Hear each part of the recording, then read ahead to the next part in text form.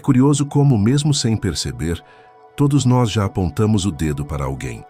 Às vezes é um comentário inocente, uma opinião disfarçada de conselho, e quando vemos, já estamos colocando o outro num pedestal ou numa prisão invisível. Mas será que julgar é realmente inevitável? Ou será que há um caminho mais elevado, um caminho que Jesus revelou, que nos liberta dessa necessidade de medir os outros segundo nossos próprios padrões? Quantas vezes você se sentiu injustiçado, mal interpretado ou condenado por alguém que nem conhece sua história? Agora imagine o quanto isso fere a alma. Se dói em você, por que fazemos o mesmo com os outros? O ensinamento de Jesus sobre não julgar não é apenas uma lição moral, é uma chave espiritual, capaz de transformar completamente a maneira como vemos o mundo e como nos relacionamos. Ele nos convida a uma fé viva, que confia mais em Deus do que nas aparências humanas. Você descobrirá o verdadeiro sentido das palavras de Cristo, compreenderá o contexto em que foram ditas e perceberá que não julgar não significa ser passivo, mas escolher um caminho mais sábio e compassivo. Essa jornada vai mudar não apenas a forma como você enxerga os outros, mas principalmente como você enxerga a si mesmo. Porque quando a luz da fé ilumina o coração, o escolhido entende.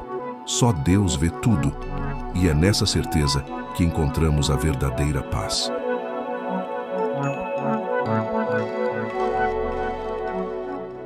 Imagine um momento em que multidões se reuniam ao redor de Jesus, curiosas, famintas por respostas que nenhuma religião da época conseguia dar.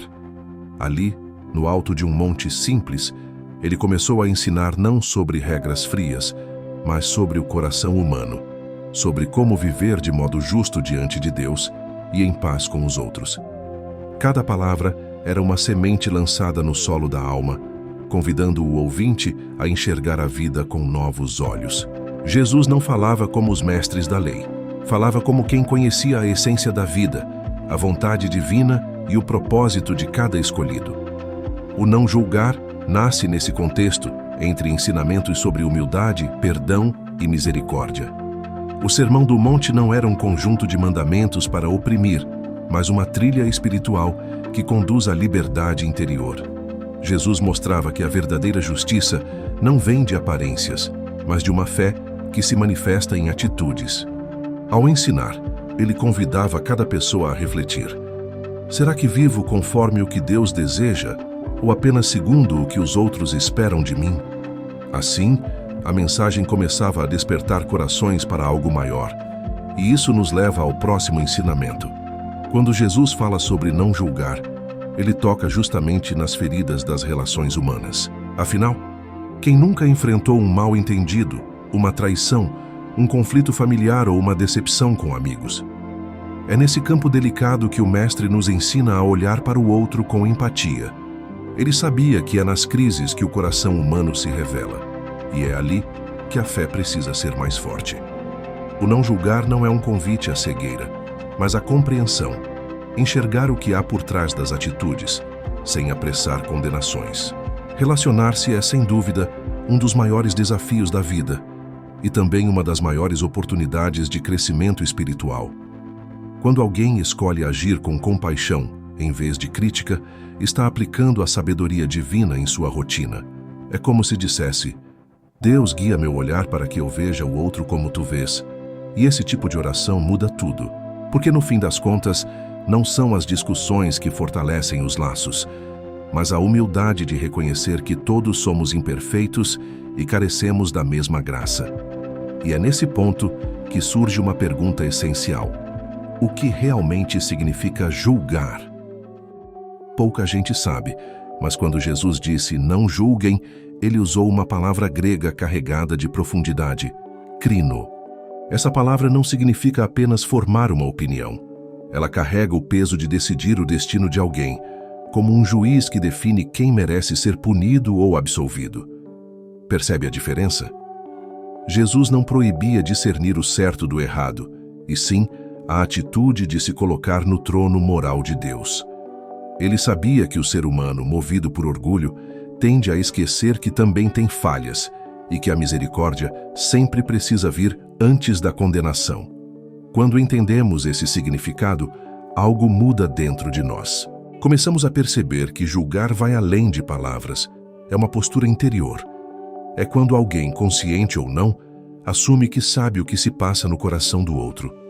Só que crino é perigoso, porque transforma a fé em arrogância e a justiça em pedra. Jesus, com sabedoria divina, mostrou que essa postura destrói pontes e ergue muros. E é justamente por isso que ele nos convida a uma atitude diferente: discernir com amor, sem condenar com orgulho. Nem sempre é fácil equilibrar o coração e a razão, não é mesmo? Jesus sabia disso, e por isso deixou claro que existe uma linha sutil e poderosa entre avaliar e condenar. Avaliar é compreender o que está acontecendo, buscar o que é certo, aprender com os erros, inclusive os nossos. Condenar, porém, é selar o destino do outro com desprezo, como se a história dele já estivesse encerrada. E quem faz isso se esquece de algo essencial. Deus ainda está escrevendo capítulos na vida de cada pessoa. Quando avaliamos com amor, trazemos luz. Quando condenamos, espalhamos sombra. Jesus quer que sejamos instrumentos de sabedoria, não de feridas. É por isso que ele nos ensina a olhar para o outro com compaixão, mesmo quando é difícil. É como dizer: não entendo tudo o que você vive, mas escolho não te reduzir a um erro. Essa é a essência do Evangelho. Um chamado para viver a fé de forma prática, sem apontar, sem excluir, apenas amando como o próprio escolhido amou. E nesse ponto uma pergunta ecoa: quem realmente tem o direito de julgar? Nenhum ser humano, por mais sábio que pareça, consegue enxergar o coração como Deus enxerga. É Ele quem conhece as intenções, os medos e as dores que ninguém vê. Quando Jesus disse que apenas Deus pode julgar, ele estava nos lembrando de algo essencial. A justiça divina é perfeita, porque vem acompanhada de amor e misericórdia. Já a justiça humana, quando não guiada pela fé, costuma ser dura, precipitada e cheia de falhas.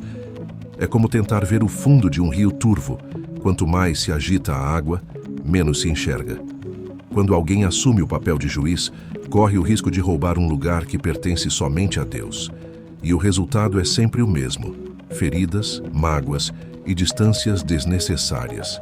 Jesus nos chama à humildade, não à superioridade espiritual.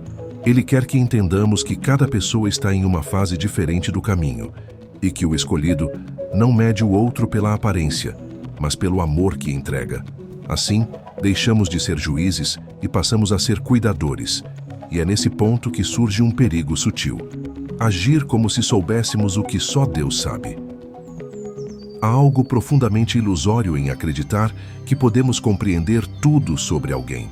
Julgar o outro é, na prática, tentar ocupar o lugar de Deus, como se fôssemos capazes de ler a alma alheia. Mas a verdade é que só Ele conhece os bastidores da vida de cada um. O choro escondido, as batalhas silenciosas, as escolhas difíceis que ninguém presencia.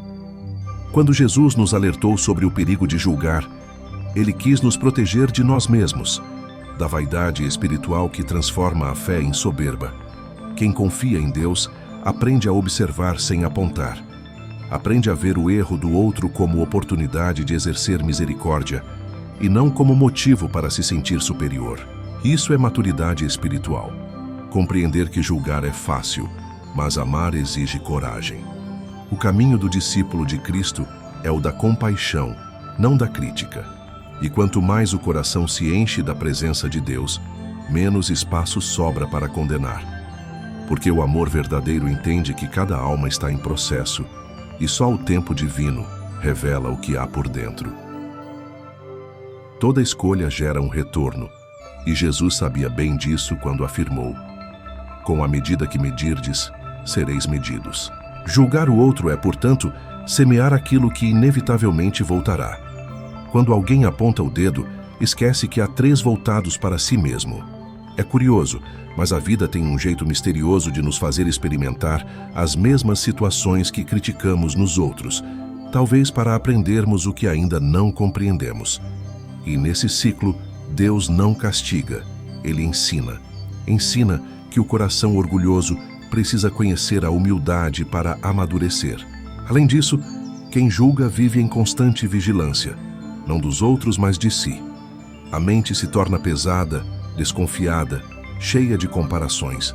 É como carregar uma lente distorcida que impede de ver a beleza nas pessoas. Jesus quer nos libertar disso. Ele nos chama a trocar o olhar de julgamento por um olhar de compaixão. Porque quando paramos de condenar, começamos a curar. A alma se torna leve e o amor flui de maneira natural. E é nesse amor que descobrimos o verdadeiro sentido da responsabilidade espiritual diante de Deus. Não é coincidência que Jesus ligue o ato de julgar à responsabilidade. Cada palavra lançada, cada pensamento alimentado e cada julgamento feito tem um peso espiritual. Deus observa não apenas o que dizemos, mas de onde nasce o que dizemos. A fé autêntica se manifesta quando escolhemos misericórdia em vez de crítica, quando preferimos restaurar a ferir. E essa escolha é a prova viva de que entendemos o coração de Cristo. Aquele que crê verdadeiramente sabe que não precisa disputar o papel de juiz, porque confia que o juízo divino é perfeito. A responsabilidade diante de Deus é um chamado à coerência. Se queremos misericórdia, precisamos semeá-la. Se desejamos compreensão, precisamos oferecê-la.